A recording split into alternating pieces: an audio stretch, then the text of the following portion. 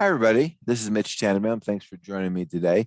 This is the security news update for March 13th, 2022. We're going to start with a denial of service attack, a very interesting denial of service attack. So denial of service attacks are usually successful because of the amount of expansion that they can provide to the attacker. If you go off and put one byte in, and you get one byte out, that really doesn't help the attacker very much. If you do 10 to 1, 101, that's great. This particular attack is 4,294,967,296 to 1. It is exploits a flaw in the Mitel telephone system. The only good news about it is there aren't that many Mitel phone systems in the world. It's not like Windows 10 computers. And as a result of that, hopefully many of them will get patched, and some degree of them are not vulnerable. So from that perspective, it's even more limited. But all the bad guys need is one in order to go off and compromise an awful lot of systems. You know, if you can send 1 byte, 10 bytes, 100 bytes, well, we're now talking about at 100 bytes, 400 billion to 1. You know, that's a pretty big expansion factor, and that'll pretty much crush anything. I got to see this video last month. The FBI has released a video they just produced called Made in Beijing. It's talking about the Chinese efforts to go steal our intellectual property. If you do have an insider threat program, then this video should be part of it. If you don't have an insider threat program, you should consider having one, because it may well be an issue of when you get hit, not if you get hit. Now, if you're very, very small, a handful of people, you're probably okay. But beyond that, where you don't know everybody on a first name basis, the insider threat program probably at that point makes a lot of sense. The White House, and if you're a defense contractor, it's required by contract. So, and that's independent of your size. The White House has issued an executive order on digital assets. Mostly at this point, they're trying to get their hands around what they can and should do. In their world, digital assets really refers to cryptocurrency and maybe fintech. And they're trying to, in fairness, right? They want to protect people, consumers, and investors, make sure that the financial markets remain stable. And that means, they have to understand what role non-fiat currency, aka Bitcoin and others, and there are about, last year there were about 2,500 different cryptocurrencies, and there's probably more than that now. One of the challenges, of course, is that 9 other governments have already issued government-backed cryptocurrencies, and 16 more are looking at that. So is the United States just going to stand at the sidelines and let the rest of the world go off and handle the cryptocurrency market for them? Or are they going to go off and create one themselves? So Treasury and Commerce have their hands full with this, and they also need to make some recommendations in terms of what can the government do with existing legislation, and what additional legislation might be useful. Next, with the war going on in Ukraine right now, folks that have assets in that part of the world, whether they're developers or IT folks or whatever, need to think seriously about how they protect themselves. In this particular case, the French bank BNP Paribas has literally blocked those folks from accessing their systems. Obviously, that means they can't work, but it also means it's going to be a lot harder for the hackers to go hack the rest of the bank if the systems there are effectively not connected to their network. So, if you have developers, IT folks over there, if you have branches over there, you really need to kind of consider that and decide what you want to do, because clearly the Russians at this point are making their own rules and are not necessarily playing by any rules that we've ever heard of. Next, we talk about patches. APC, the big uninterruptible power supply maker, has just released a set of patches for their UPSs. Apparently, there is a bug that will allow a hacker, assuming that your UPS is connected to the APC cloud, which many of them are nowadays, to cause the UPS to catch fire. That is sort of a scary thought. Two potential fixes. One is to disconnect it from the internet. That's a pretty quick fix that may or may not solve business problems that you have or may cause other business problems. But there is a patch as well. So I would definitely consider that. Next, Microsoft has patched yet another Exchange Server patch. They can't quite seem to get done with those at this point. They keep working on it. If you haven't moved Office 365 at this point, you might want to consider it, just because it seems like we're coming up with major patches on a fairly frequent basis. NVIDIA, the big graphics card maker, has been hacked, been hit by a cyber attack. Apparently, their code signing certificates were not stored terribly securely, and one of the things that the hackers were able to retrieve is their code signing certificates. They have published several of the older code signing certificates, and they are using some of the newer ones to go off and create malware. Whether the certificate revocation process on the internet is really pretty messed up. It really does not work whatsoever. And to the degree that you have stuff that doesn't look at whether a certificate is revoked or not, this is going to be a problem until those certificates expire. And remember, the way those certificates work for code signing certificates, it's not the day that the user is trying to run the program, it's the day the code was signed. That's the operative thing. So even after those certificates expire, this is going to be a problem for years and years, as long as that code is still valid. There's a lady in the history of computer science called Grace Murray Hopper. She is she's passed away now, but she was a Navy admiral, and she was involved in the development of the COBOL programming language and the programming of one of the early Mark IV computers at Harvard. Really one of the pioneers in the computer world. And they've named an award after her, the Grace Murray Hopper Award.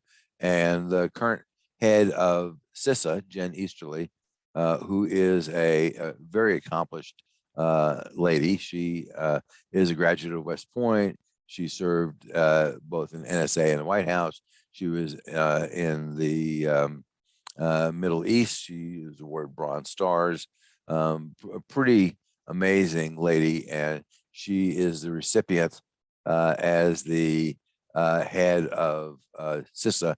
She is the recipient of this year's Grace Murray Hopper Award. So kudos to her. On the legislative and legal front, we have in this week's newsletter a map of the state of privacy laws. It looks like there's one more state that is going to be implementing a comprehensive privacy law, and then there's like at least another dozen states that have bills pending at this point. So it's going to be a pretty exciting world. And if you want to see what's going on, look at the map in the newsletter. Russia has, they haven't exactly said they're going to do this yet, but it certainly seems like they're leaning in that direction. And they've sort of said they're going to do that. They're probably going to go implement a law that says that pirating software, particularly software that comes from countries that they don't like, is now legal. Not that it was really enforced in the past, but there is some slight effort about that. 91% of Russians recently surveyed said they prefer stealing software because, of course, it's cheaper. China might want to fill the gap in terms of selling software to Russia, but they also know that that would violate sanctions, and Russia is really a tiny market compared to a lot of other countries, and so they're not sure they want to get on other people's bad side, but we shall see what happens there. One of the things, of course, that goes on is software that needs to talk to a web server on the other side of the Soviet Great Firewall, is going to be harder to hack than the old days when you used to, all you needed was a license key and you were good. So we shall see where that goes, but they're certainly working on that to see if they can make up for the fact that they can't buy software anywhere. In the realm of zero trust, which is certainly a very popular term, the Cloud Security Alliance has created a new initiative called the Zero Trust Advancement Center.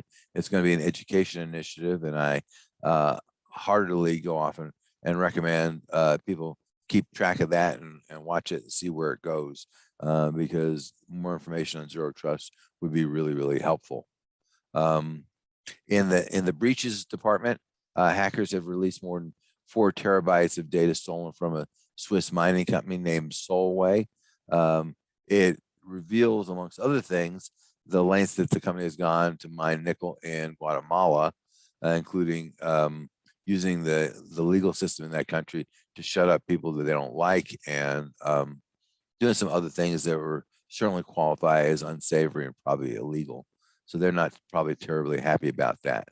In the public sector, the city of Ardmore, Oklahoma, has received and blocked more spam emails in the first 3 months of 2022 than they did in actually the first 9 weeks, not even 3 months, than they did in all of last year. Kind of gives you an indication that spam might be going up. The translates to they get 55,000 emails every day, of which 1,800 are legitimate. So, your systems need to be ready to repel the oncoming horde, because that's a lot of spam. A big Romanian petrochemical company was hit by ransomware. Could be a coincidence, but I don't think it is.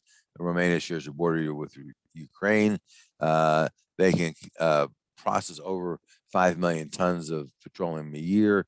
Probably a goodly chunk of that goes to Ukraine. Russia would probably prefer that did not happen. And as a result of that, they wind up getting hit by a ransomware attack.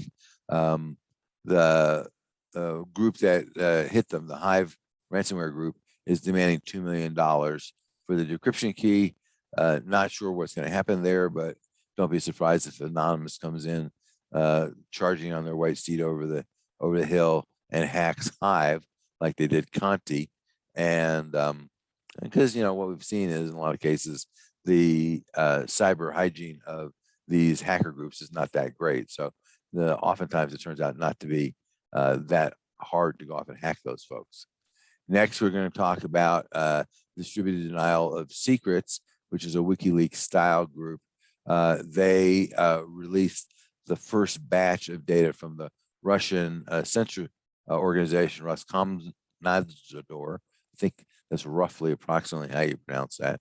The leak comprised 340,000 files and 800 gigabytes of data, and it details, amongst other things, how they tried to bend American companies over the barrel to get them to censor their content if they wanted to be left to operate in Russia. Supposedly, this is the first batch, so we shall see what comes of it. Maybe more comes of it. As I said above, there are a number of states that are moving in the direction of a new privacy law. Utah seems to be likely to be the 4th state. It's passed the legislature, passed the House with a unanimous consent in Utah. And the only thing that's left is the governor to sign it, which it's likely he will do. And if so, that will be the 4th state. And the details of what's in that bill are available. So again, if you operate in a multi-state world, you need to start thinking about, well, how do I handle all these different state privacy laws? And of course, if you need help, let us know. In the telecom sector and the Russian war with Ukraine, 2 of the big folks have pulled out. The most recent one is Lumen, formerly known as CenturyLink, which gobbled up Level 3. They are one of the biggest folks. in Russia. And amongst other things, they provide internet service to the three large cell phone companies. So I'm sure those companies can continue to operate inside of Russia, but now their ability to operate across the world, any other place, is becoming more and more compromised. There are some other bit players, but they don't really have bandwidth, and I'm guessing they're going to get shut down on the other end because nobody's going to want to play with them. In a somewhat scary department, 75% of smart medical devices tested by Palo Alto Networks, this is about 200,000 devices, were found vulnerable to one or more of 40 known security vulnerabilities and up to 70 other IoT vulnerabilities. And apparently healthcare facilities were aware of this, but due to lack of resources and whatever else, the whole regulatory regime in the health and human services world, those were not patched. And last but not least, a couple of security news bites. Apparently, word is leaking out that the Trump powered social media Twitter clone is not doing that well. It is roughly on par with Gab and Getter, which is not a big surprise. You take a market which is somewhat segmented, and then you divide it amongst 3 or 4 players. It really becomes hard to go off and make a case of it. He's apparently not happy about that. Hackers, just before the attack of invasion of Ukraine by Russia, hackers targeted the U.S. liquid natural gas, the propane folks, producers, and it appears that they successfully compromised a number of them. Whether they've been kicked out of all of them is not clear, but it does point to our critical infrastructure being vulnerable to those kinds of attacks. Our friends at Google have acquired Mandiant for $5 billion in cash. It's nice to be able to write a check for $5 billion. That's a feather in Google's cap, and if they don't screw it up, it will definitely bring them to the forefront of threat intelligence and incident response.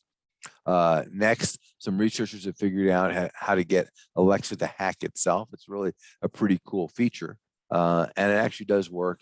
And apparently Amazon has patched it, but that just means that they need to get creative and figure out the next way to do the same thing. So Alexa, go hack yourself. See if that works. And last, the Chinese have used a herd management app that is used to track illnesses in herds across the U.S. To hack state networks. At least 6 state networks were successfully attacked.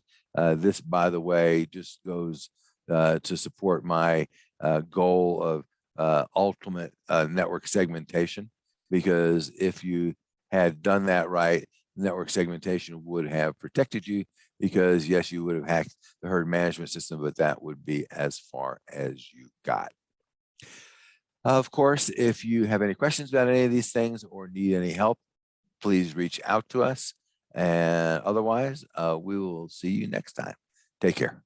Turnkey Cybersecurity and Privacy Solutions offers the complete cybersecurity program for small to medium-sized businesses. They include everything needed to secure your business and meet compliance requirements. Visit our website at turnkeycybersecurityandprivacysolutions.com to learn more.